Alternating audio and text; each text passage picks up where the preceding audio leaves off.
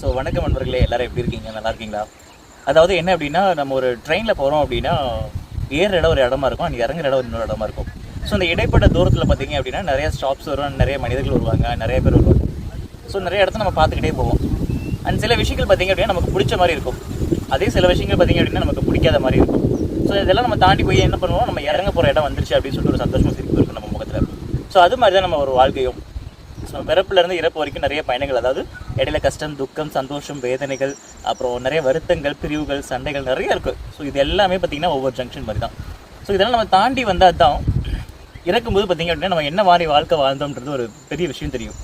So இதில் என்ன சொல்கிறேன் அப்படின்னா, நம்மளுடைய வாழ்க்கையும் பார்த்திங்க அப்படின்னா ரயில் பயணம் மாதிரி தான். ஸோ நம்ம பிறப்பு ஒன்றா பார்த்திங்கன்னா ஒரு அழுகையாக இருக்கலாம், ஆனால் நம்மளோட இறப்பு வந்து பார்த்திங்கன்னா நம்மளுடைய முகத்தில் சந்தோஷமாக தான் இருக்கணும். ஸோ இந்த இடைப்பட்டக்கூடிய இருக்கக்கூடிய எல்லா விஷயங்களும் நம்ம ஏற்றுக்க பழகிட்டோம் அப்படின்னா நம்முடைய வாழ்க்கை பயணம் வந்துட்டு ரொம்ப ஒரு இனிமையாக இருக்குன்றது ஒரு பெரிய மாற்றமே கிடையாது. அது கண்டிப்பாக உண்மை தான்.